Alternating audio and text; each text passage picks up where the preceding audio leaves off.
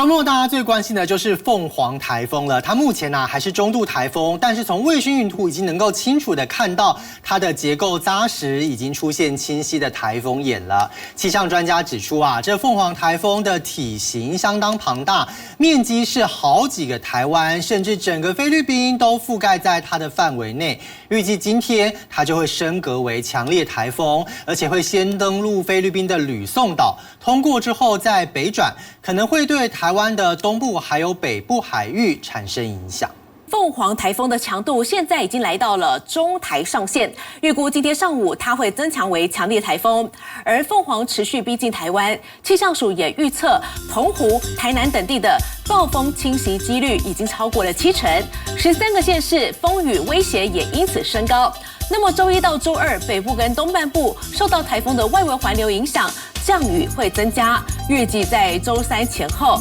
台风最有可能接近台湾，而且可能会在周三晚间登陆台湾。而桃园以南有可能会成为登陆地点，民众要关注这气象动态了，并且做好防台准备。天气方面，今天是周六，全台天气还不错，高温可以达到27到33度，不过早晚日夜温差比较大，所以民众要随时调整自己的衣服，并且做好相关的防台准备。但接下来周三和周四将会是凤凰台风影响台湾最明显的时刻，而在这回台风登陆之前，因为受到东北季风还有台风外围环流迎风面的北部还有东半部可能会有受到一些共伴效应影响，降雨会增加，其中花莲和台东部分地方可能降雨会紫爆4天。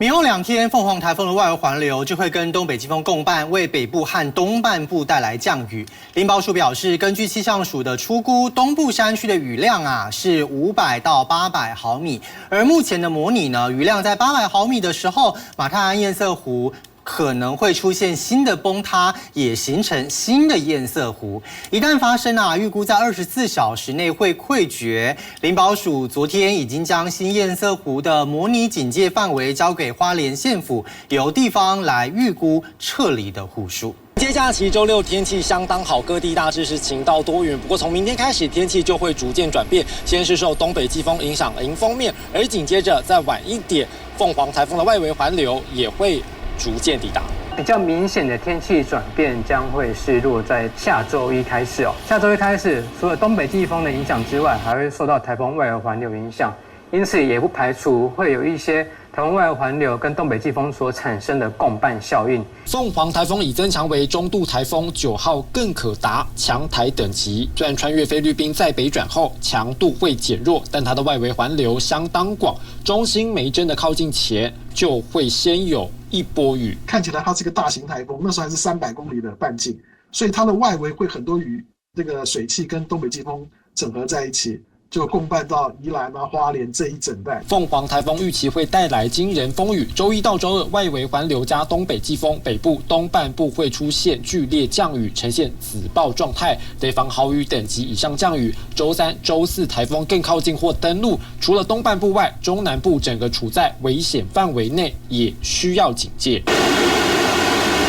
11月有台风并不罕见，总计历年的11月总共是有19个台风曾经发布台风警报，但唯一中心登陆台湾的是1967年的吉达台风，当年造成花莲灾情严重。未来凤凰的路径怎么走，显得更为重要。往北边走一点再登陆的话，对我们台湾的灾害，西部地区的灾害比较小，可是东部的这个灾害就是礼拜1、礼拜2，这个是一直都有的，因为那时候它是一个强台。除了东半部外，根据气象署的资料，西半部雨多的城市不断往北修正，但不管台风会不会登陆，周一时东半部都会先受共伴影响，带来剧烈降雨，绝对不可掉以轻心，防范警觉得拉到最高。东森新闻生活中心综合报道。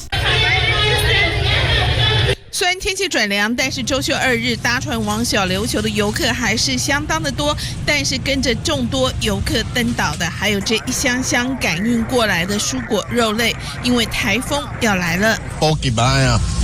大家拢惊讲无物件买啦先买来啃爱就对啊。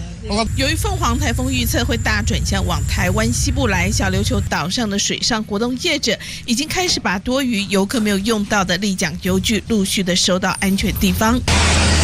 咱这风台体拢要收起来啦用吹椅啊，更刚到行去吹椅啊。中部比较到舒凯，我在飞椅啊，行飞椅就对啊。这慢慢最拢修当飞椅啦。这拢无注意，拢系飞椅，这拢系舒凯。好，这说啊，拢系北角，说北角哦。头前后边，我加说啊，北起条。哎呦，哎，靠稳。而小琉球的旅游进入冬季的淡季，碰上台风要来，业者已经接到下周的退房电话。要接到电话说要延期的一个状况吗？是都直接取消退费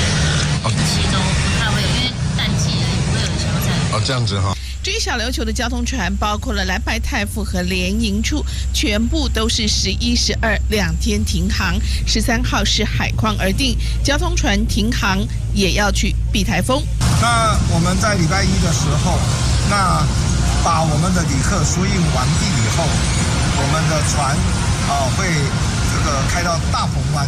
到大鹏湾去做防台工作。小琉球的居民没有想到立冬了还有台风，面对来势汹汹的台风，只有先做好防台准备，才能减轻损失。东森新闻于嘉雄在屏东报道。提醒大家，这个周末一定要好好的把握，因为就剩下明天的好天气了。先跟大家说重点，这个中度台风凤凰最快明天会增强为强烈台风等级，周一就有机会发布海上台风警报，周二的时候就会发布陆上台风警报。预估这条路线未来就会在周三的时候最靠近台湾。所以目前您看到的这一个向日葵的卫星云图当中，您也可以发现，它目前距离台湾大概还有1400公里的海面上，可是它现在的台风眼已经开始越来越清晰，虽然目前看起来还是有点不太规则，但是这也代表说它持续在增强长胖当中。目前它的整个7级风暴风半径已经来到了250公里，未来预估它沿着整个海面上持续往菲律宾移动的同时，有可能还会增强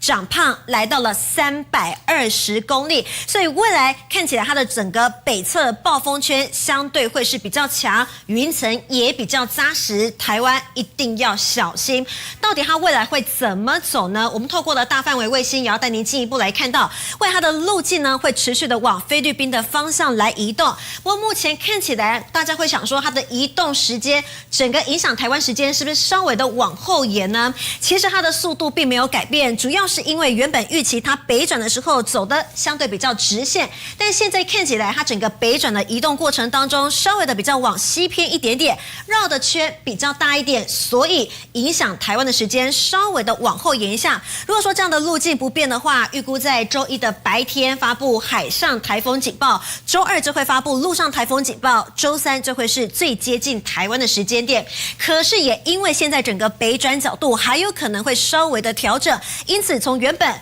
登陆的地点说好有可能是南部地区，后来移到了中部地区，现在其实包含了桃园以南都是有可能成为它登陆的地点。所以如果说依照这个路径来看的话，中南部地区也要小心，这降雨的变化会完全不一样。因此到底这个雨会怎么下呢？整体上来说，这降雨会分成2阶段。第一阶段要先来看到是北台湾，包含了大台北、宜兰，还有包含了花莲这边，从周一跟周二受到的台风跟外围环流影响，还有包含了东北季风出现的共伴效应，所以北部地区的雨呢，从周一到周二就会开始。那么周三到周四这个雨会下在哪里呢？华东地区的雨还是持续，可是共伴效应没了，紧接着就是台风的直接影响，所以中南部地区的雨将会是到时候台风登陆的地点将会不一样，所以周三跟周四中南部地区的雨才正要开始。因此这样的天气形态，几个天气重点提供给大家参考了。台风凤凰明天就会增强为强烈台风等级，周一周二北部地区会开始先下雨，周三周四则是中南部地区还是要慎防可能会有局部豪雨以上等级。时间交还给叶涵。